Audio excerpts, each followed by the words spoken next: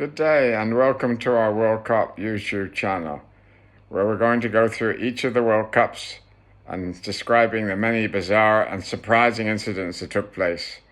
These are all covered in greater detail in my new book, The Completely New History of the World Cup 1930 to 2022, starting with the very first in 1930 and finishing with the amazing 2022 World Cup, which we just witnessed in Qatar.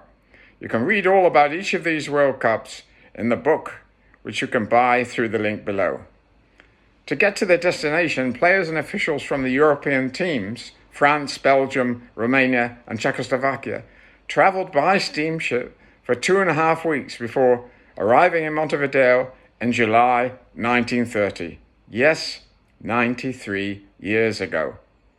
The other 9 teams came from South America, Mexico, and the USA, with the American team managing to finish in 3rd place, which is their best performance in any World Cup they've played in since.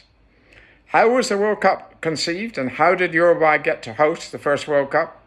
Well, it's thanks to the genius of Frenchman Jules Rimet, the FIFA president at that time, who got it off the ground at all.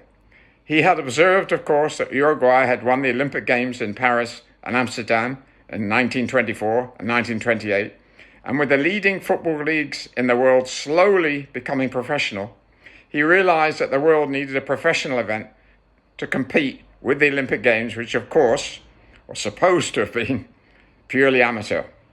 As interest in football in South America was skyrocketing, he realized that the first World Cup had to be in South America, and he also realized that in 1930, after the Wall Street collapse the previous year, not many of the South American teams would have been able to afford to travel to Europe. Uruguay, who had already traveled to Europe for the Olympic Games in 1924 and 1928, and succeeded in winning both, and the notion that Uruguay were the best team in the world would have been hotly disputed by England and Scotland, the pioneers of world football. But right through the 1930s, they refused to play against the South American teams and would not have been aware of how their football had developed. More about the 1930 World Cup in my book, and more about the Mussolini World Cups in 1934 and 1938 in my next YouTube video.